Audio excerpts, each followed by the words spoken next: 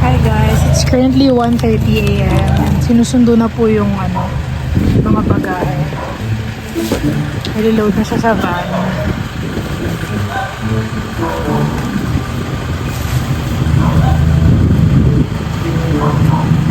Yan si Kuya. Siya yung magdadala sa port.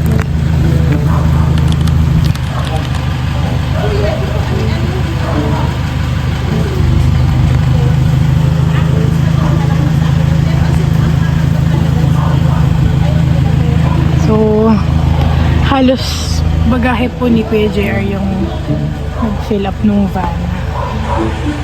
Yan po. And meron pang dalawang bagahe. Naway makarating siya ng magkawayan ng maayos. Sana all. Kuya, mag-hi ka sa vlog. Hi po. JRTV to. Part ng Pugong Biyahero Team. Pinapos yun, ma'am. Ha? Pinapos yun ba? Thank you, Kuya. Ingat po.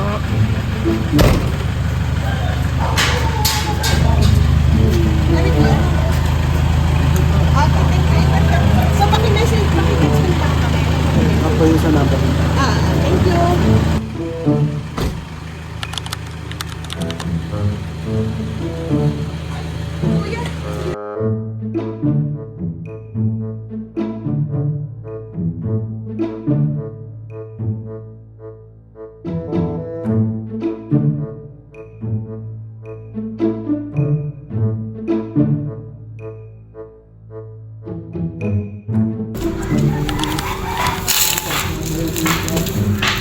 Ano lang? Ay.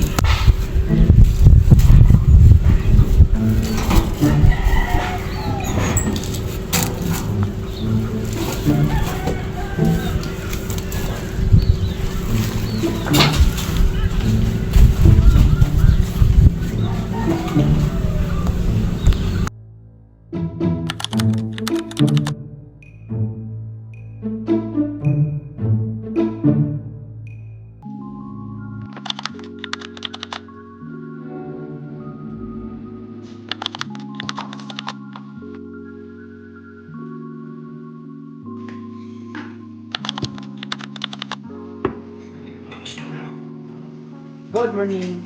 Good morning.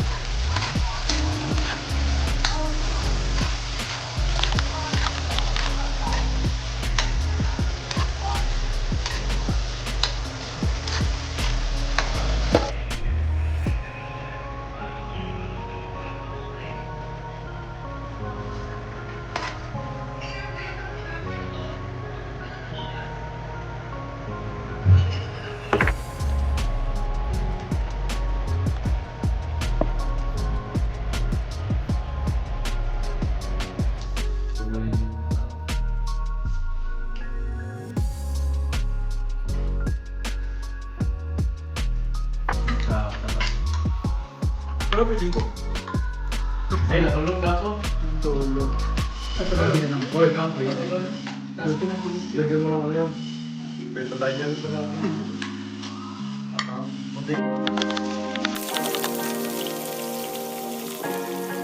And susunod naman natin igigisa yung mga bawang na yan. Yung mga pinagmarinita na yan ang pinakasusi sa sarap. Plus Yan. Sibuyas. Igigisa po natin yan. Sasama na natin tong star anise. Yan, so ito po mga, nakita nyo po yung mga bawang na yan. Igigisa na po natin yan. Yan po ang pampasarap talaga, sikreto. Kaso lang, masyado yata mainit, no? Yan. Kailangan ko na lang. Mahina na yan. Tapos itong sabaw na to mamaya, kulang to eh. So dadagdagan na lang natin ng tubig, titimplahin natin yung lasa. Pero yan dyan natin palalambutin pa yung karne ng mahinang apoy. Yan, naamoy ko na yung star anise. Yun po yung kakaibang amoy na iba nilalagay din yata sa patatin yan. Pero ito yan. Wala yan. So syempre, itong ating ginayat na sibuyas. Sobrang hina naman. Ayan, and then mamaya isasama natin yan, ibabalik natin siya dyan. Tapos titimplahin na po natin. Mamaya ko na isasahog yung ano, pag medyo paluto na. Itong ating fried banana. Tsaka ating fried potato. Nag-edit sila, busy sila.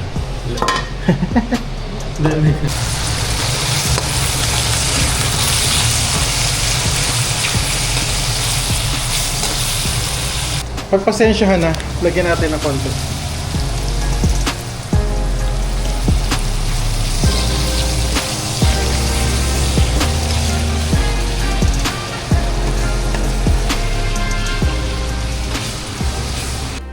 Okay, golden brown na yung pakita mo yung dyan. Si Melvin po, siya naghahawak. Golden brown na yung bawang, tapos transparent na rin yung pasunog na nga actually yung sibuyas. So babalik ko na po ito. Oh my God! Sarap, diba?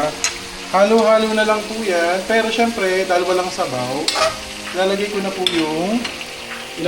po yung ating marinade. Yan.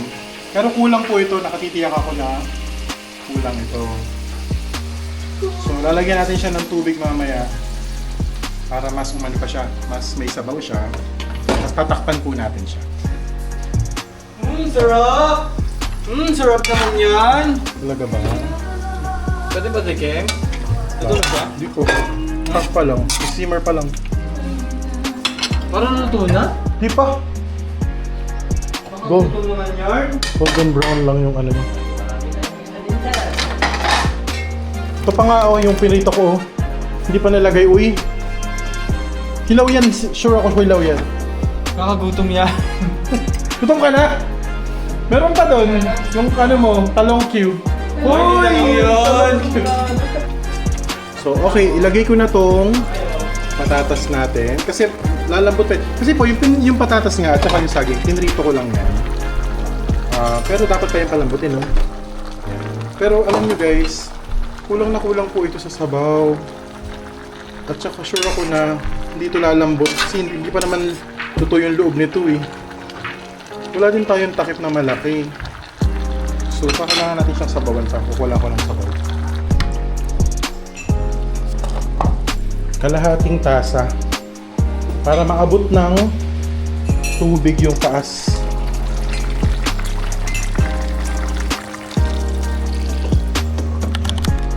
Saka natin tatakpan.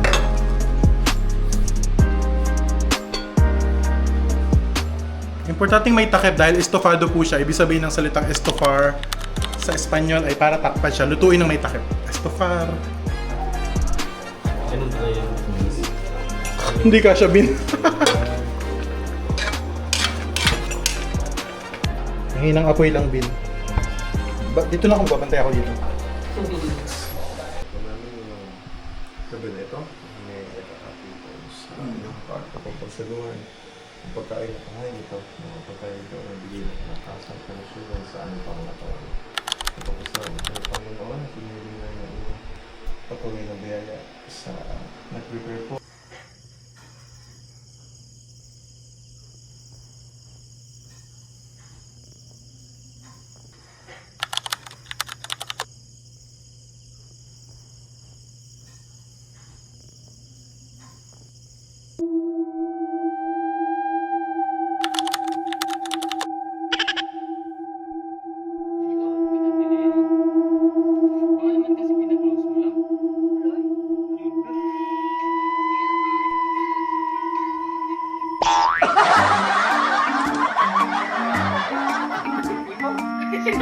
Ano ba yun?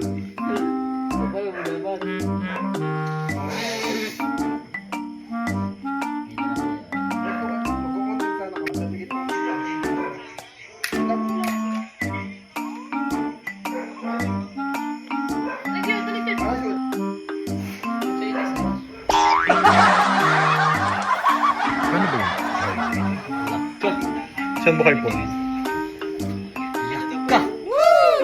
Ano yun dyan na?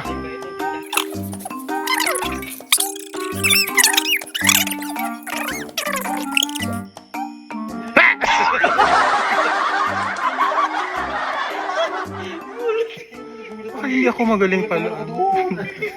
Nag-practice lang ako kasi first time ko. Sino ka dyan? Sino ka ba? Sama tayo sa labas. Mo, sige, manako tayo. Ang ganda-ganda. Pag hindi pa dito yun. Kaya ginawa mo yun. Hala! Nagtuas. Tapos hindi pala water-based, no? Bigla nagpapa.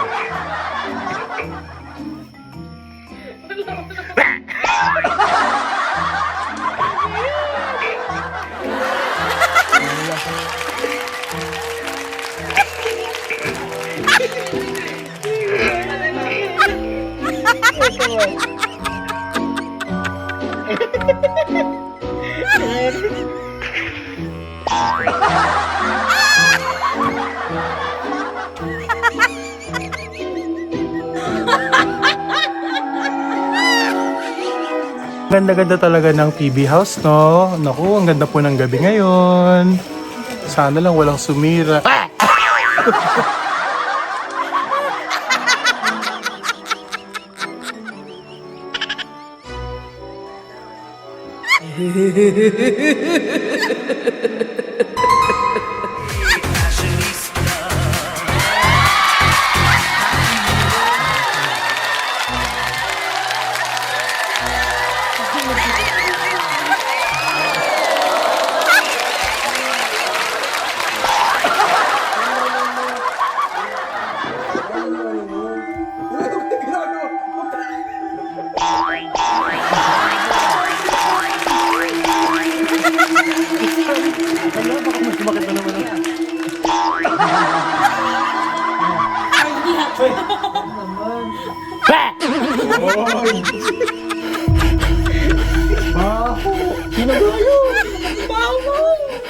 Ito yung dyan ang masaya.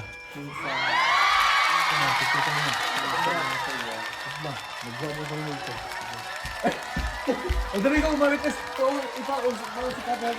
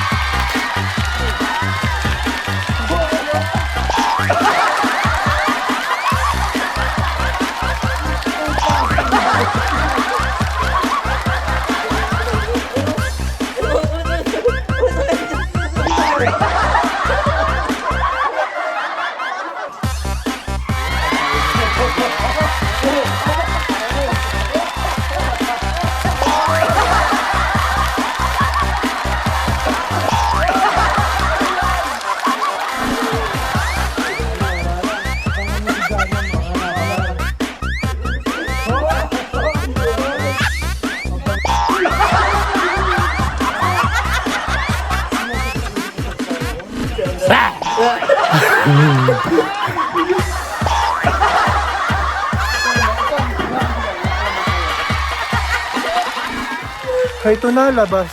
Pagod na, pagod na. Aba!